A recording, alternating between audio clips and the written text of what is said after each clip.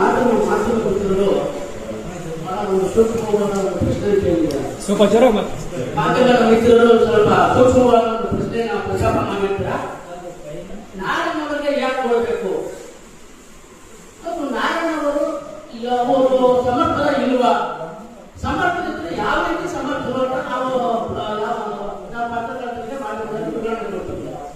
ಒಂದು ವೇಳೆ ನಾರಾಯಣವರು ಮೊದಲನೇದಾಗಿ ಪರಿಶಿಷ್ಟ ಜಾತಿ ಮಕ್ಕಳಲ್ಲಿ ಹುಟ್ಟಿದ್ದು ಮತ್ತು ಅವರು ಒಬ್ಬ ಪೌರ ಕಾರ್ಮಿಕರಾಗಿದ್ದು, ಪೌರ ಕಾರ್ಮಿಕರ ಮಗನಾಗಿದ್ದು, ಅವರು ಇಡೀ ನಮ್ಮ ಸಮುದಾಯಕ್ಕೋಸ್ಕರವಾಗಿ 40 ವರ್ಷಗಳಿಂದ ಹಲವಾರು ಸಮಸ್ಯೆಗಳ ಬಗ್ಗೆ ಪರಿಶಿಷ್ಟ ಜಾತಿಯಾಗಿರ್ಬೋದು, ಎಸ್ಟಿ ಜನಾಂಗಗಳಾಗಿರ್ಬೋದು, ಮೈನಾರಿಟಿ ಆಗಿರ್ಬೋದು, ಎಲ್ಲಾ ಜನಾಂಗಗಳ ಬಗ್ಗೆ ತಮ್ಮ ಹೋರಾಟಗಳನ್ನು ಮಾಡಿಕೊಂಡು ಬಂದಿರ್ತಾರೆ.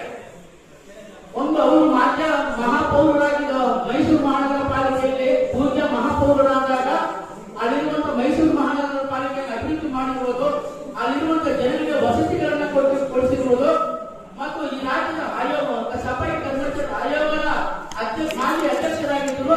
ಆಯೋಗದ ಅಧ್ಯಕ್ಷರಾದಾಗ ಪ್ರತಿ ಜಿಲ್ಲೆಗೆ ಭೇಟಿ ನೀಡಿ ಅಲ್ಲಿರುವಂತಹ ಪ್ರತಿ ಹಳ್ಳಿಯಲ್ಲಿ ಸಮಸ್ಯೆಗಳ ಬಗ್ಗೆ ಅಧ್ಯಯನ ಮಾಡಿ ಮತ್ತು ಸಮಸ್ಯೆಗಳ ಬಗ್ಗೆ ಸಮಸ್ಯೆಗಳನ್ನು ನಿವಾರಣೆ ಮಾಡಿ ಮತ್ತು ಅದಾದ ನಂತರ ಈ ನಮ್ಮ ರಾಜ್ಯ ಸಂಘದಲ್ಲಿ ಕರ್ನಾಟಕ ರಾಜ್ಯ ನಗರ ಪಾಲಿಕೆ, ನಗರಸಭೆ, ಪುರಸಭೆಗಳ ಪೌರ ಕಾರ್ಮಿಕರ ಸಹಯೋಗದೊಂದಿಗೆ ಗ್ರೇಟರ್ ಬೆಂಗಳೂರು ಸ್ವಚ್ಛತಾ ಪೌರ ಕಾರ್ಮಿಕರ ಮಹಾಸಂಘ ಹಾಗೂ ಸಫಾಯಿ ಕರ್ಮಚಾರಿ ಕಾವಲುಗಾರ ಸಮಿತಿಯಿಂದ ಈ ಒಂದು ಪ್ರೆಸ್ ಮೀಟ್ ಮಾಡ್ತಾ ಇದ್ದಾರೆ. ಏನಪ್ಪಾ ಅಂದ್ರೆ, ಅಣ್ಣವರು ಸುಮಾರು ಬೆಂಗಳೂರಿನಲ್ಲಿ ಪರಿಸರ ಪ್ರದೇಶಗಳು ಪೌರ ಕಾರ್ಮಿಕರ ಕಾಲೋನಿಗಳಾಗಿರ್ಬೋದು ಅಥವಾ ನಮ್ಮ ತುಳಿತಕ್ಕೆ ಒಳಗಾದಂತ ಜನಗಳು ವಾಸಿಸುವಂತ 80 ಕಾಲೋನಿಗಳಿವೆ ಸುಮಾರು ಬೆಂಗಳೂರಿನಲ್ಲಿ.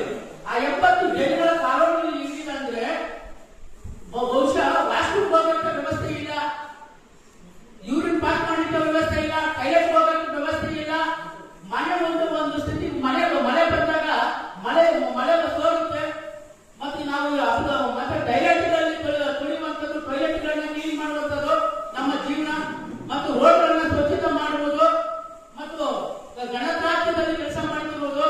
ಈ ಕೆಲಸಗಳಿಂದ ನಮ್ಮ ಜನಗಳಿಗೆ ನಾನಾ ರೀತಿಯ ಕಾಯಿಲೆಗಳು, ಡಯಾಬಿಟಿಸ್ ಆಗಿರ್ಬೋದು, ಶುಗರ್ ಆಗಿರ್ಬೋದು, BP ಆಗಿರ್ಬೋದು, ಇನ್ನಂತ ಕಾಯಿಲೆಗಳು ಇವತ್ತು ದಿವಸ ಇಡೀ ನಮ್ಮ ರಾಜ್ಯ ಮಟ್ಟದಲ್ಲಿ ಪೌರ ಕಾರ್ಮಿಕರು ಎದುರಿಸಿಕೊಂಡು